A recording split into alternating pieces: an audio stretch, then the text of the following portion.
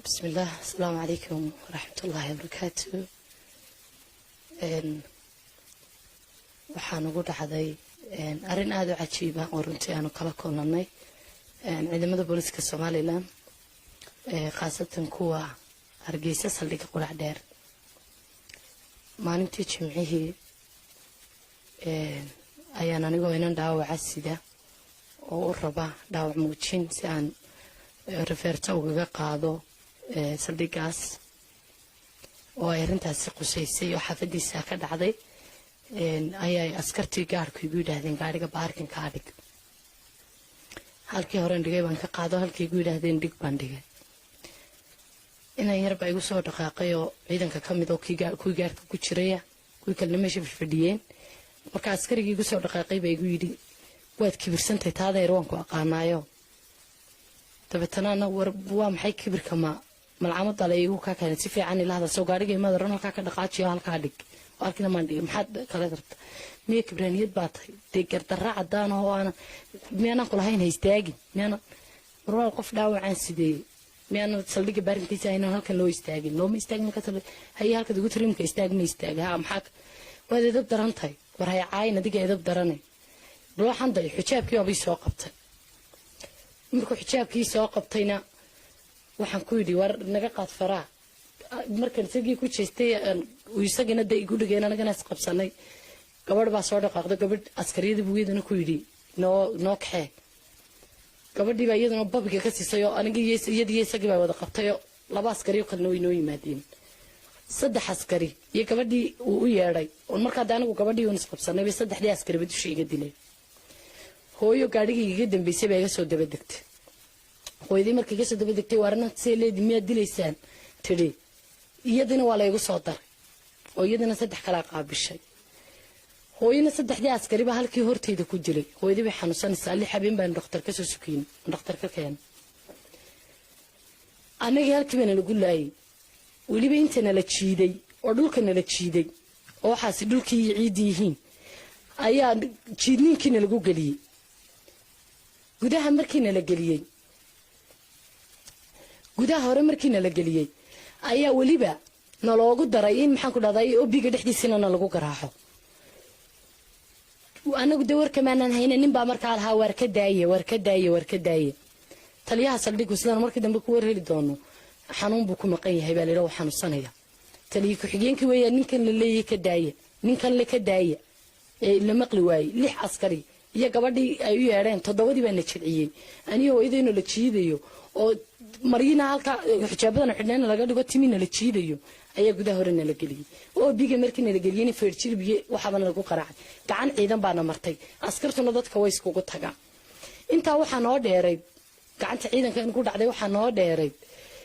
in inta maxaa la yiraahdaa garka saa u qabteen hooyadii gidaarka saa ugu dhufteen oo sida ragga u feerfeeran ilaa imkana nabaradii ku yaalaan sawiradoodina aan hayo imka waxa lagu leeyahay dhakhtarka alxayaat socodkan guriga igu timaadeen si iskaan loo soo mariyo waxaan qabto anaki markii meeshii laga kabiyo wixii oo dib marka hore banaanka laga soo dhacay bay soo xareysteen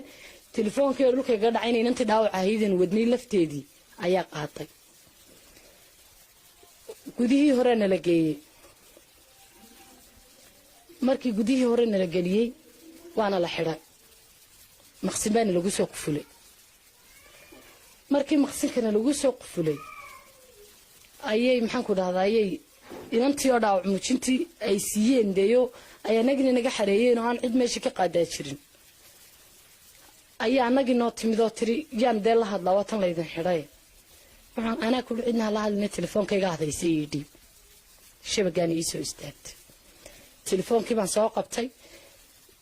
dee dad baan garaacay waxaan doonayaa nambarkii jananka inaan helo maadaama anigii hooyadayba dilnay waxaan jananka ugu eeranayay dee waxaan islahaa waa maaragtay xubintii ugu sareysay oo halkaas cadaalad ka heli kartaa waxaan ku war helay in generaal dabagala maqan yahay cidii markaa dee nambarada ka raadinayay waxaan weydiiyey in jirto cid kale oo aan la xidhiidhi karo oo dee ciidanka lagaga sii tagayo kasii mas-uula maadaama jananka Jabuuti ku maqan yahay waxaa la ii sheegay in la yidhaahdo Cabdi Xasan Qarbash inuu yahay kusimaha jananka inuu yahay janan ku-xigeenka isla markaa imikana uu sii yahay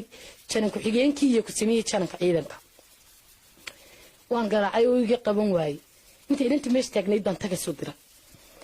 waxaan ku yidhi taliya waa gabadh sidaasa oda garays la yidhaahdo waanu xidhannahay markaa telefoonka iga qabo waana nala dilay telefoonkiibuu igu soo celiyeyba waan ka qabtay waxaan ku yidhi taliya waxaasaa nagu dhacay waana la dilay anigii hooyaday waxaan u soconayna waxay ahayd inaanu gabadha muujin u qaadno wixiiba laakiin waxa kasoo soo ka martay gacan ciidan baa nagu dhacday qol baana loo xidhay feerjil baana lagu garaacay si cadowtinimo leh oo ciidanku isgarab siinayo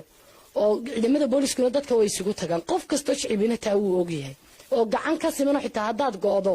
la isleeyahay yaana shakhsi gaara loo raacin ayaana loo dilay anigii hooyadayba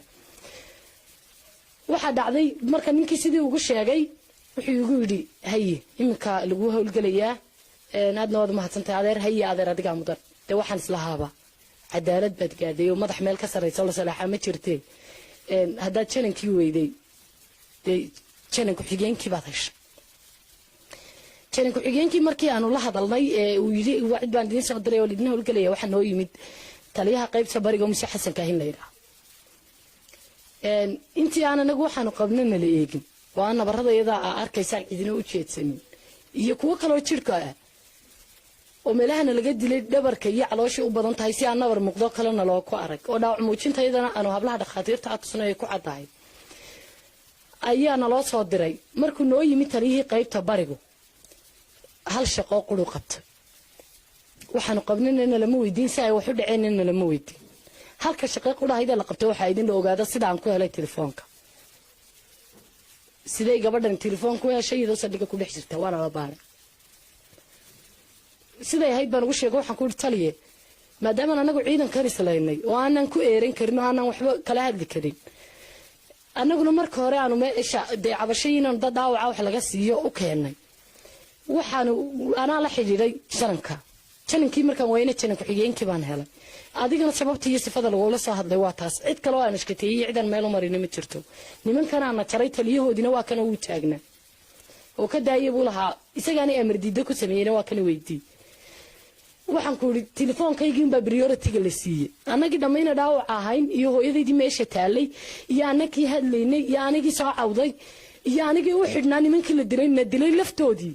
midna wax kasoo qaadna laguma samaynin telefoonkiiba muhiimadda siiyey taliyii oo naga baxay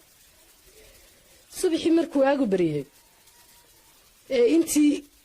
uu inankii yaraaye gaadhka ku jiray cadaadisna saaray uu diiday in xataa cuntona loo keeno uu diiday xataa in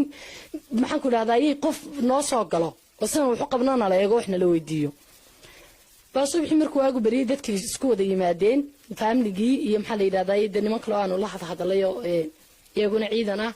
waxaa kaloo noo yimid ururka soolja iyo madaxda telefishinka horyaal iyo gudoomiyaha ururka soolja iyaga laftoodana way arkayeen wixii meesha ka dhacay gudoomiyaha soolja sakariya iyo madaxda telefishinka horyaalo markii aan anigu ka tirsanaa markay noo yimaadeen ay maxaan ku dhahdaa inay yidhaahdeen waan u gelaynaana inanka ila gaadhkii xitaa inta liya qaybeedka loogu dhiibo telefoonka wuu diiday annagana waxaan ugu dhacday gacantii ciidan waxaan ula heshay gardarre garab og oo waxaan qabnay baan cidi eegin telefoonka iyagii annagii muwaadiniinta ahayna ee soo cabanay ee islahayn dee madax meel ka jarita ma jirto janankii baad la hadashay uu maxaan ku dhahdaa telefoonkii naga qiimo badnaaday oon sidee wax u qabtaan oo la odhan oon rifeertana la siinin subaxii baan ku darinay in rifeertana la siiyo oon idhi annaguna waan dhaawacnay rifeertahana la siiyo taliyininkii oo bigu maxaan ku dhahday ku yidhi rifoortooyin si nabaradana hablaha askaraana loo soo diroona eegay sidii baa rifoortooyinkiina lagu siiyey si dhakhtarina cidinamay geeninona looma ogolaanin taliye ku-xigeenkii ciidanku ee markaa saldhigga joogay ee arkayay inay ka daaya lahaa ka daaya wuxuu sameeyey si dembigeegii loo dambebeso in 3 askari oo ciidanka ka mid ah rifeerta la siiyo waa anigii hooyaday oo markii aniga la dilay gaariga ka soo degtay si dembigeega loo dambebeso ciidankii baa rifeerto in la siiyo dhakhtarkii loo diray waxay qabaana soo sheegaan oo la tuso annagu waxaanu qabnana cadayn baanu haysanaa markii aan siideyntii la taagan yahay subaxii la yiri maxaa la yiraahdaa idinkuna waa dagaalanteen iyaguna waa maxay waa kano aan anagu deetana maadaama hooyadii saldhiga ku dhex matagaysay aan abaalba ku qabiinan maadaama kiniina aan loo soo dhaafin karno inankii yara wali gaadhkii joogo talakicinku awoodna u yeelan waa inuu xitaa naga bedelo oo ama uu yiraahdo war waxa loo sido baadhuna u siidaa oo hooyadii saldhigii ku dhex matagaysa waxaan sidiyaad seersanin saldhiga anigu haday aniga ahaan leed kama baan soo baxeen inta channelka ciidamadu imanayo ee arintaydu dhinacuun u dhacayso laakiin hooyadii xanuunsan oo lix ishaan dhakhtar ka soo sokoynay oo waraaqaheedii dhakhtarku gaariga noo saaran yihiin in maxaan ku dhahdaaye inta loo diiday in xabad kiniina dabada looga soo geliyo waxaan sidiyaad seersan hooyada halka ugu dhimanin gacantaas iman iyo safiinkaas loo dilay oo cid gaar ah ma raacanaysid dabeetana waxaan ogolaanay in nala sii daayo bal si aan la maaragtay hooyada ila tacaalo markii nala soo daayay ee aan maxaa la yiraahdaa qolkii ka soo baxnay ee ay ahayd inaanu kadinka ka baxno ayaana la ku qasbay inaanu qorno nootaayo aan anaku dambi geystayaal nahay dib geystayaal ciidankuna dhibana ka yahay warqadii baa la soo qoray waana loo keenay waana akhriyay waxaan ku dhimaanaga dhibanayaal ma waxa doonaysaa inaan maryaha iska bixiyo nabarada igu dhifateen idin tuso masaasa iga rabtaan miidan hablahan jirkayga soo eegay iyo jirka hooyada eegay aaminaynin maanaga dhibta waxa la yiraahdaa macnaha waa eedaysana qofka qof ka gardaran laakiin dhibare iyo dhib geystay waxa la yiraahdaa nabarada meesha yaala cidda dhibta loo geystay iyo cidda geysatay nabarka markaa meesha yaala ayaa la yiraahdaa anagii baa dhibanayaal nala soo dhib geystayaal nalagu soo qoray ciidankuna dhibanayaal buu ka ahaa qasab waxa nagu noqotay intii nalaga saxeeyo dhulkii nala jiidayna waa kan naga muuqda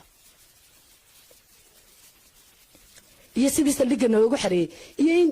feerjiribna lala dhacay oo sidii raggana loo laayay kuwaas u saalan kuwa jirkayga ku yaala telefoonkaygan ka tusi karaa cid kasta oo baahata waxa nagu dhacday waxaan inaba caadi ahayn wixii nagu dhacay waxa soo soo ka maray xilligii laga wada hadli lahaa iyo xilligii gurmad iyo gargaar noo iman lahaa daanigu cid kaleba maan filin maadaama jana ku xigeenkii ciidanka Cabdi Xasan Qarbash garaacay oo waxaan isnidaba telefoonkayga yaalo oo haddana intii misaxsanka ay noo yimid telefoonkayga la garaaco waa nambarkaaga iyo keenta lay guro maxaad qabtaay adeer sidii wax ku gaadheen iyo ku dilay iyo miyaan meesha tariyuhu joogin iyo midnaba aan wax ka soo qaadan ka sameeyne gacan ciidan ugu dhacdo dabeetana waxa igala weynaatay in ciidankuna dilay waxa igala weynaatay inaan channelkii nambarkiisa helay oo afka la gaadhay oo wixii anigu dibi ku soo noqdeen aan waxba kala la ii tarin ciidankii waxaan u arkay gardarre garabka yogina waa channel ku xigeenka ciidanka oo aan anigu la hadlay oo aan waxba kala loo qaban markii dambana lagu qasbay si aan hooyaday ula tacaalan cisbitaal oo leeyahay idinka gurigeyga yimid hooyaday waxa lagu la maqayaa xayaat cadeynteedina waan idin soo bandhigaya si aan ula tacaalo hooyaday aan abaal ku qabay inaan dibgeystaha anigu ahay bilowgii inaan ka yiri garasho uu garanayo iyo ciidankuba naloo dilay oo naleeyay inay kibraaniyada baa tahay bal anigu waxaan ciidanka ku sameeyay waxaan qaranka ku sameeyay iyo waxaan ku dhimanay iyo maxaan ku dhahdaayay waxaan gaaray ciidan u raacayno haddaan inamadii raasi shakhsiye iyo reerahoodii u raadsanayno iyo haddii ciidanku qaranku dhibtii nagu dhacday qaadanayo anagu ciidanka qaranka waan ku soo yeeranayo dad bukaan u keenay oo nabar ku dhaceen markii dambana anagiiba channelkii ku sii yeeranayo ismiiri maxaan ku dhahdaayay muwaadinad batay wadinkeedii joogtay hal gula tacaalay channelkiina waxa soo dhabankayga waxa ku yaala waa dharbaaxooyin rage waxaan si degdeg uga filaynaa inay noo soo jawaabaan ciidanka qaranku cid kalaba ma filayo in channelka ciidamadu haddii wadanka ku soo laabtay walaanan xog ku haynin uu noo soo jawaabo haddii kalena warbaahintu ka arki doona waxa nagu dhacay waxaan marti uga nahay inuu halkaan noogu yimaado waxa nagu dhacay nala eego waxaan marti uga nahay inta ku xigeenkii ciidanka in ciidanku amar diido ku sameeyay oo maxaan ku dhahdaayay wardaayay lahaayeen oo la deyn waayeen oo la dilay naloogu dhaariyo haddii ay maxaan ku dhahdaayay la deyn waayo 7 askari na dul mareena oo isagu marag noo furo haddii ilaa anagu ciidanka nibada shicib la iskuma dhexlayna saldhigaan isku laynay haddii maxaan ku dhahdaa oo lagu dhex dilay haddii maxaan ku dhahdaayay anagu dambiga leenahayna laamaha cadaaladana loo waafajiyo haddiina laga gardaran yahay in inta la dilay waliba qolna lagu xidhan waliba channelkii garaacana waliba anaga la baadho ka xabadkan inay dabada uga soo gashaan hooyadii la diido annagina maxaan ku dhahdaa sidaa dhabankayga iyo jirkayga ragu galo nala dilo hadday dawladdu daacad ku tahay oo sidaa rabto oo la isla ogyahay oo inaan jana ku xigeenka ciidankan u dacwoonay war degdeg oo shakhsi dadku u weerarsanayno hana loo soo sheego on reero ogiyo garaadsanayno haddii aanu dawladda cabadayaal u nahay oo aanu dawladda dhibanayaal u nahayna dawladda jawaab degdeg ah hana soo siiso fariintaydana waxaan rajaynayaa inay gaari doonto jananka ciidamada iyo cid kastoo ay qusayso waa ay jananka xigeenkii wadanka jananka ka sii ahaa arxanba kalamaanaan kulmin jilbahana hoolan cid kastoo cadaynu baahata waan u haynaa jilbahana hoolan gacmahana hoolan jirkaana laga dilay sidii wax maaragtay cadaawo ah oo la garasho dilay waa hooda garays bay isku lahayn markay dilayeen intimahayga safara gula tageen intimahayga bi faraa kula tageen marka hadii ay maxaan ku dhahay dawladdu waxa kula socoto oo lagu wada socdo war cadaan ah la soo siiyo oo aan waanagu deeskayo wuxuu qabno hadii aan dawladda dhibanayaal u nahay markii horena aanu xarun dawladeed nimid oo aan xarunta dawladda ku soo eeranay oo aan dawladeedii u nimid oo aan islahayn waxa la idin qabto oo markii dambe aanu janankayga la hadlay wixii nagu dhacay oo waxba nalooga qaban waayay anigu meel ay ka socoto madax meel ka sareyso la salaaxa ma jirtay meel ay ka socoto maanta u dacwoono oo nabaradeeda u bandhigno oo aan maxaan tolay niraano waxa nagu dhacay waxa kaasi u saalan nabarada jirkayga ku yaal safiin baan lagu dilay inaan namadii raay namadeeda u dirno waan heli karnaa saldhig waa ka xaafadayada inaan si kale maxaan la yiraahdaa waanu inta baan heli karnaa waxa saan rabnaa bal cid ka dhiman laamihii cadaaladda maadaama jana ku xigeenkii gaadhnay cid ka dhimanay inay arrinta nala ogaato waana wadaya mar qura ma aamusay inta arrinkaygu meel lagu tiirinayo ee hooyadayda la dilay qaliin baa lagu sameeyay hooyaday li habeen baan magaalada joognaa dhakhtar baan ka keenay waxaan ku feerjirib iyo hidh baa lagu garaacay inta qolkana lala galay baa gacan ciidan ilaa aan baralaati noqonay aan laga tagin